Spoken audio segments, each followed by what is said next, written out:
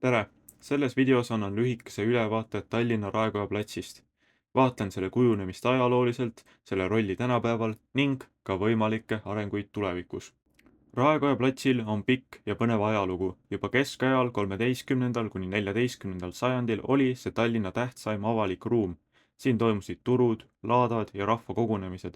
Inimesed tulid siia kauplema, kuulama linna teateandeid ning ka vahel karistust pealt vaatama. Platsi ääres asub Tallinna raekoda.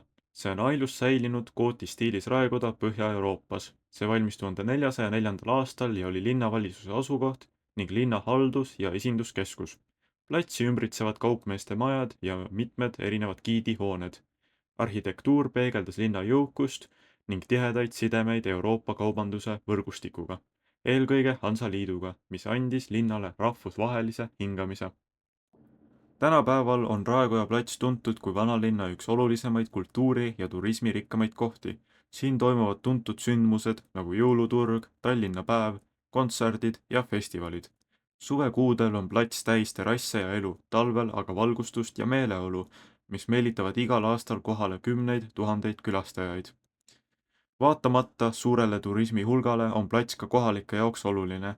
Selle ümber paiknevad ajaloolised hooned, restoranid ja linnale iseloomulikud väikeärid.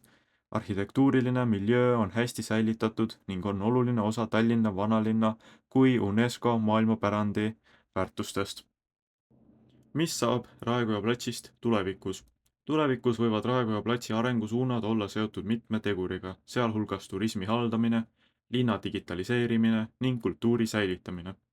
Võimalik on tehnoloogiliste lahenduste kasutuselevõtt, näiteks digitaalsed giidid, ajaloolised virtuaaltuurid või interaktiivsed ekraanid, mis jutustavad linna ajalugu.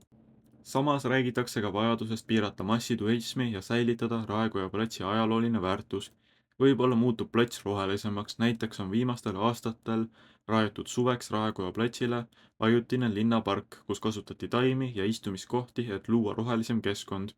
Raekoja platsi tulevikus võivad ka rohkem toimuda näitused, kohalikud laadad või noorteüritused. Raekoja platsi tulevikku kujundavad nii linn kui ka inimesed. Raekoja plats on olnud sajandite jooksul Tallinna linnaelu keskpunkt nii majanduslikult, halduslikult kui ka kultuurilises mõttes.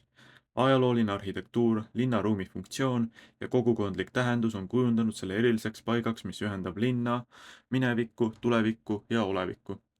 Tänapäeval seisab plats mitmete valikute ees, kas suunata see täielikult turismile või leida tasakaal, mis teeniks kohalikke elanikke. Raekoja platsi ajalooline, kultuuriline ja linnaruumi väärtus säilib ka edaspidi, kuigi vormid ja kasutusviisid võivad aja jooksul muutuda.